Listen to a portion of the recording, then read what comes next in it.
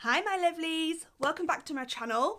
My name is Sally and I'm here to talk to you about true crime, conspiracy theories, urban legends, whatever takes my fancy. I'm really happy to see you. I hope you're all doing well and you're staying safe out there. Today is Sunday, so I need a name for this. Like maybe Slaughter Sunday or something. We'll give it a little think. Let me know in the comment section if you've got any good ones for me. I want to name this series, but anyway, it's Sunday, so I'm here. I'm coming to your screens and we're going to talk about a true crime case today. Something that I've been thinking about a lot this week, and yeah, so also please don't forget to subscribe to my channel, comment, like, share my video if you see me on Facebook. That would be absolutely fantastic. I love you guys for that. Some of you do it and that's brilliant. Also, if you have any suggestions you want to push my way, feel free to do that too. I love looking into these things. But yeah, I think that's everything I need to say. So I'm just going to shut up now. Well, I'm not going to shut up, I'm going to continue talking, but I'm going to shut up about my own stuff now and we'll jump straight into the case. So, last week, what did we talk about last week? Oh, last week we spoke about the West Memphis 3. Did you enjoy that? Did you find out stuff that you didn't know? What do you think? Are they innocent? What's your thoughts on that? But this week we are staying in America, but we're talking about a different case, and this week we are talking about Adriana Hutto. Now this case has come back to the news recently because her mother did an interview with Piers Morgan. Again, he's just all up in everybody's business these days. So she did an interview with him about her sentence, and it's come back into the news because the footage of her son crying on stand pulled at everybody's heartstrings. So it's back. So I thought this week we would talk about that. So Adriana Hutto lived in Etso, I think that's how you say it, Holmes County, and that's in Florida, obviously in the United States. And this case took part in 2007. So Etso is a small town, like I say, in Florida. Its population is actually very small. It's approximately 350 people, so it's very small. And in England, we would class this as probably a village rather than a town. It's a very small place. Everybody knows who you are. Everybody knows your business. And a lot of the houses they're houses, but in England, we would probably call them trailers. And this is where a lot of people lived. There are a lot of working class people, a lot of single parents with children. Not that there's anything wrong with that. I'm just explaining what the place was like. Don't come at me in the comments about that, please. And in Etso, there lived a single mother to 2 children. Her name is Amanda Lewis, and she had a 5-year-old son called AJ and a 7-year-old daughter called Adriana, who we're talking about today. Now, a little bit about Adriana. Adriana was an outgoing child. She had lots of energy. She was just a excitable child, and it also came out during her trial that she was diagnosed when she was a little bit younger with a condition called ADHD. It's also said that obviously she had issues with her behaviour, which came from her ADHD.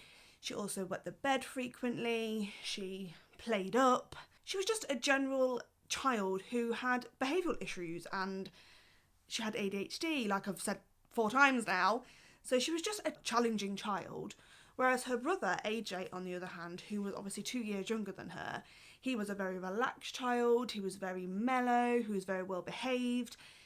They were very much the polar opposite. It also came out later in trial that Amanda, Adriana's mother, had real difficulties bonding with her daughter, and this isn't uncommon.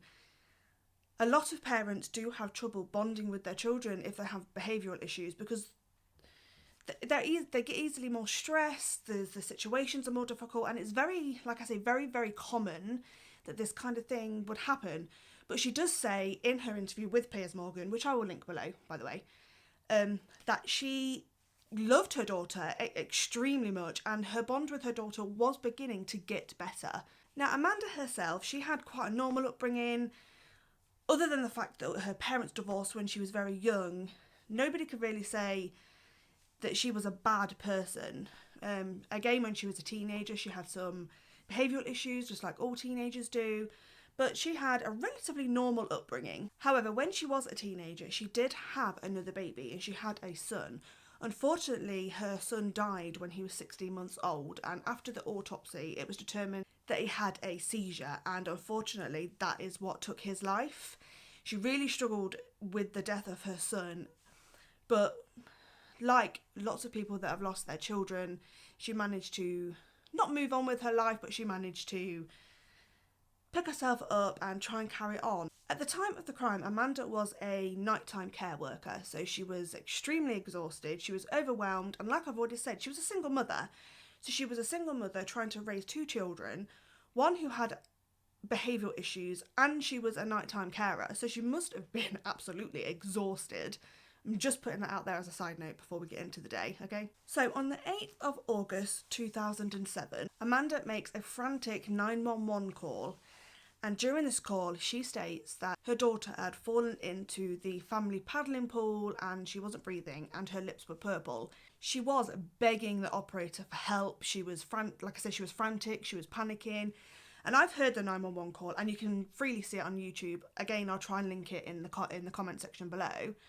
But you can tell she's panicked, she's frantic, she wants to help her child. I think she already thinks her child is dead. It sounds completely genuine to me.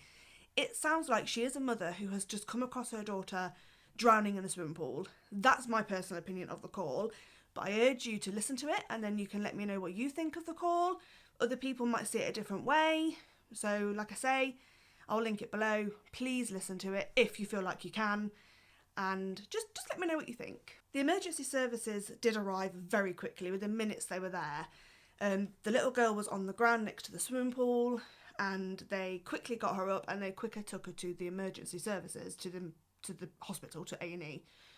Unfortunately, an hour after arrival, Adriana Hutto was pronounced dead. To all intents and purposes, the death definitely looked like an accident. The police treat it as an accident. They didn't see any foul play involved. The leading detective who arrived on scene just as Adriana was being taken away questioned Amanda, and he couldn't see anything that would suggest to him that a crime had been committed. So he let Amanda go to the hospital, where obviously when she arrived, unfortunately, her daughter was pronounced dead.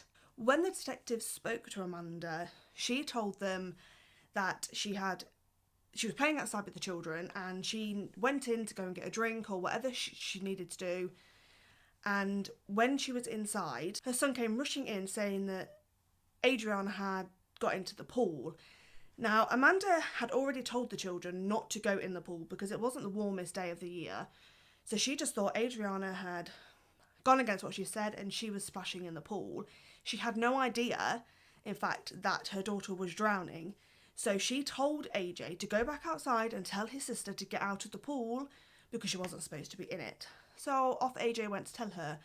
However, Amanda then went into the kitchen and she looked out the window and she noticed that there was lots of splashing going on in the pool. And again, originally she first thought Adriana had just got in and she was playing. So she then went outside to tell Adriana to get out of the pool and listen to her.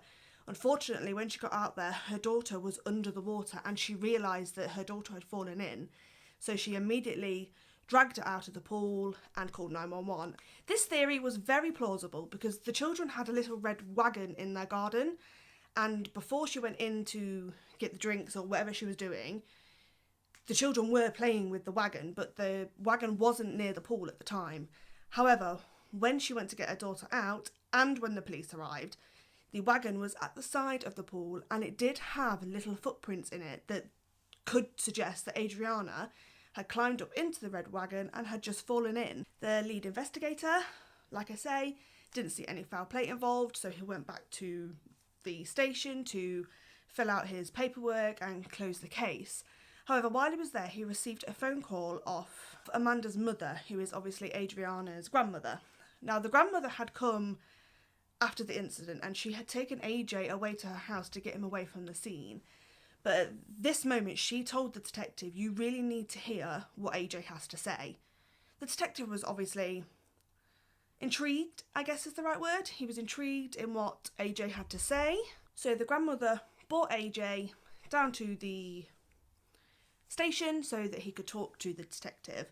Now, what AJ told him is very interesting, very interesting.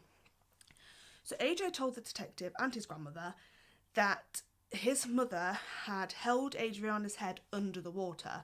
And the way he described that his mum did this to Adriana is that she held her hand like this over his sister's face and pushed her under the water, and that's how she died. AJ also drew pictures and described in great detail of how the crime had happened. He was a very believable witness, very believable. He was a good kid as well, so there was no reason to think that he was lying. So the detectives took this on, and this obviously led to a proper murder investigation on behalf of the police. Based on this, the police decided that they would search the home. The home wasn't the tidiest, I think is the word to say.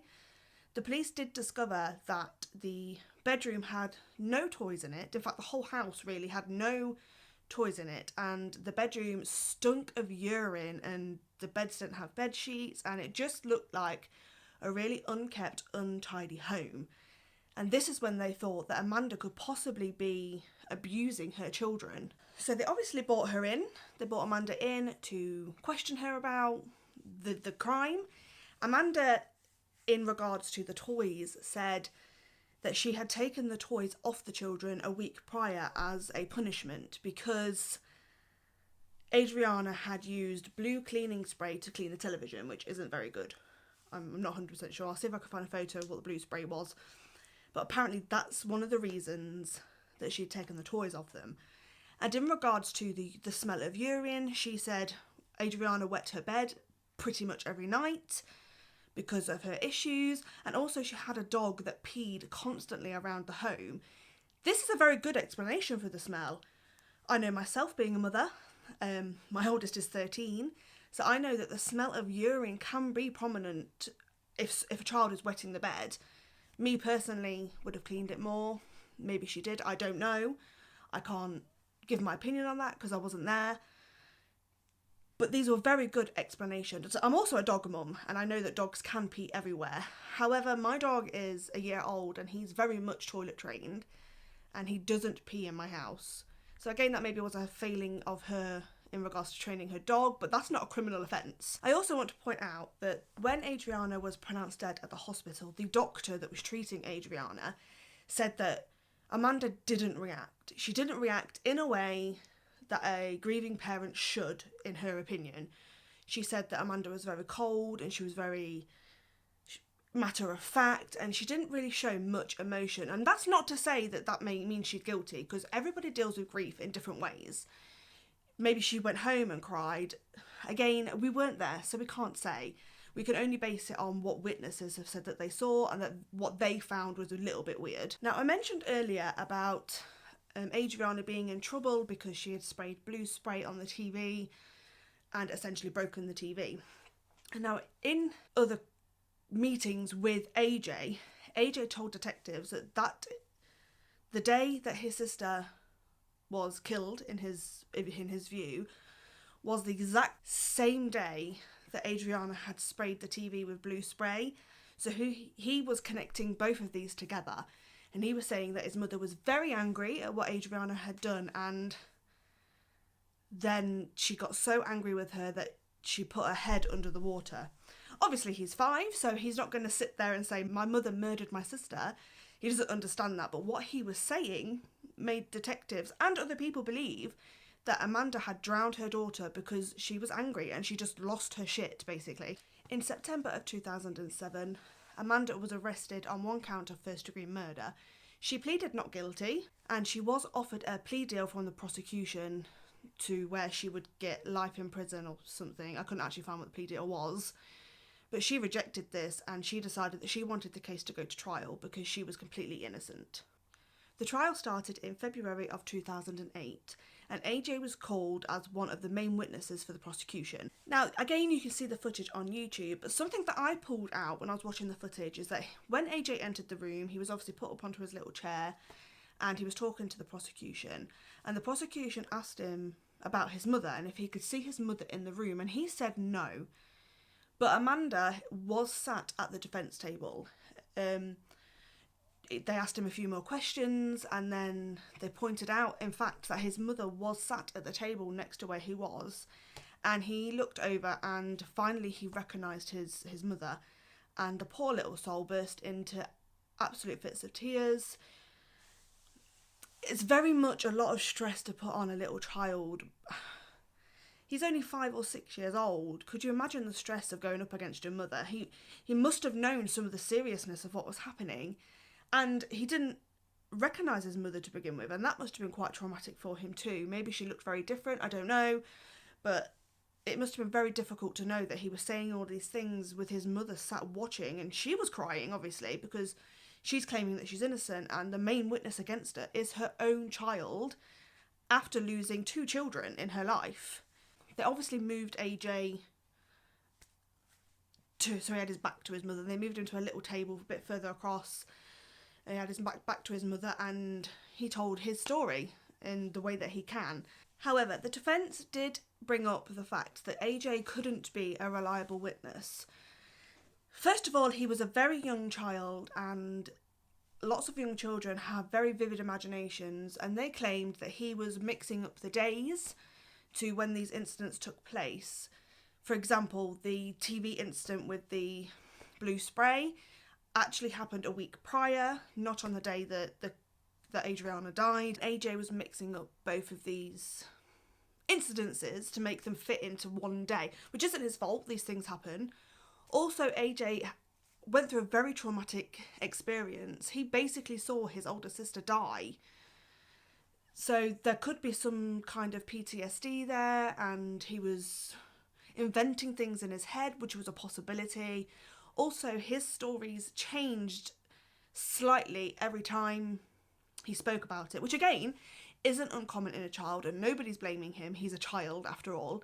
He was just brought into a situation that was very toxic and very scary for him, and maybe he was just getting confused. The prosecution, however, did bring in the coroner, the person that did the autopsy on Adriana, and she was able to find bruises on Adriana's face, which during trial, and it's a very interesting moment, just like when you see in the OJ trial when he can't fit the glove on his hand, it's very interesting because the marks or the bruises on Adriana's face fit perfectly with the size of an adult's hand, and the autopsy examiner could actually prove this. She had an image of Adriana's face and identified where all the bruises were, and then she managed to fit her hand perfectly like this as to what AJ said had happened.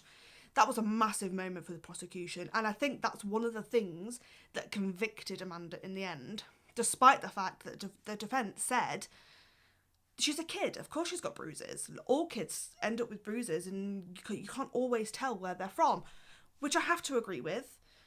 My children have come home from school and nursery and things with bruises on them that they don't know how they got, and the nursery staff don't know how they got. It's just, sometimes these things do just happen. Another group of people that the prosecution brought up to go against Amanda were some co-workers.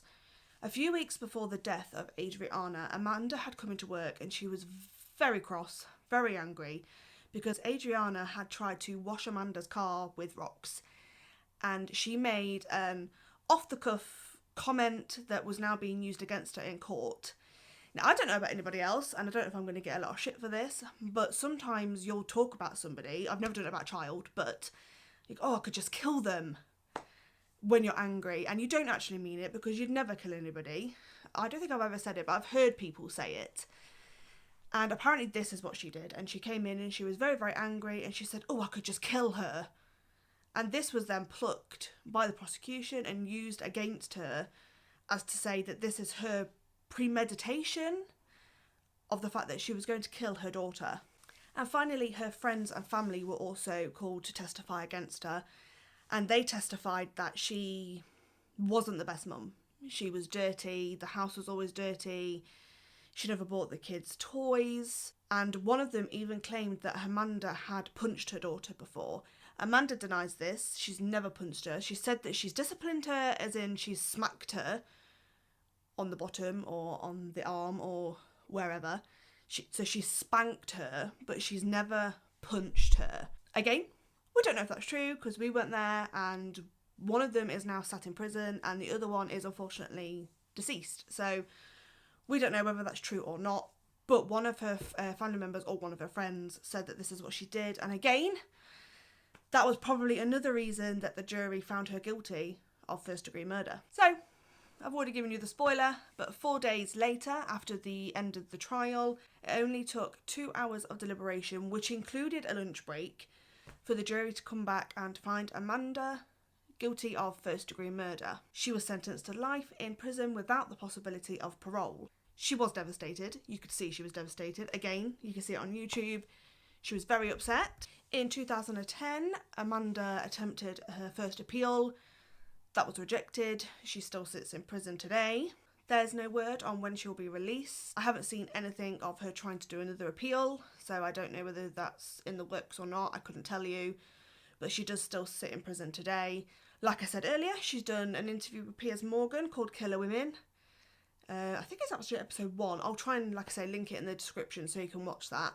And she does give a very good explanation of the day.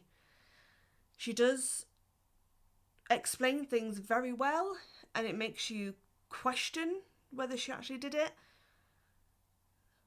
That's up to you to make your decisions. That's your opinion. You're entitled to those, so feel free to watch it and let me know what you think.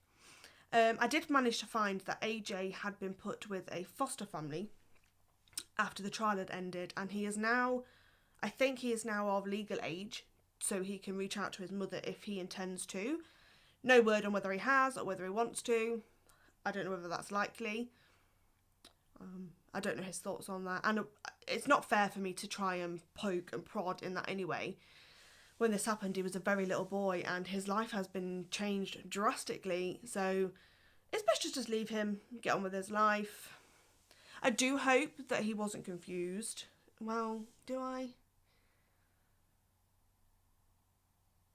In a sense, yes, because if he was confused and he was the key witness that got his mother sent to prison and he was wrong, then she's been sitting in prison for absolutely no reason, so that would be unfortunate. I hope he's doing well. I hope he's living his life, living his best life, which I know is going to be really hard because he's lost a brother, a sister and his mother, and I don't even know whether he still sees his grandparents, so I don't know, but I just hope he's living his life well. So that was the story of Adriana Hutto. It was a short one today. I just wanted to pull up something short just to, you know, we have some hard-hitting cases sometimes, and this one is hard-hitting. It's about a child. But again, it's another, was it murder or was it an accident? I encourage you to look up information and do your research before you comment saying that you either think she's innocent or guilty, because there's a lot of information that you can develop on. You can do your own research, which would be great, and then if you could come back and tell me what you think, that'd be fantastic. I don't have an opinion on this. I wish I did, and I've been sat here for 6 days thinking, do I think she's innocent or guilty? I don't know. That's my honest answer. I don't know. I don't know if she's innocent. I don't know if she's guilty. I'd like to know, but I don't think we ever will know. But yeah, so that's me for today. Next week I'm going to try and do a UK crime for you, because we haven't done a UK crime in a while. If you have any suggestions, please reach out to me on Instagram, Facebook, Twitter, or even on here. Let me know what cases you want me to do. I've got a couple in the works because I've already done a little thing on Facebook and a lot of my friends have replied the kind of things they want to see. So I've got a little list going, but if there's any you can think of that maybe you want me to do desperately, I can have a look into those. I'd actually love doing that. But yeah, I shall leave you to get on with your day. I hope you have a fantastic day, and remember to stay safe and don't kill anybody. Okay, love you. Bye.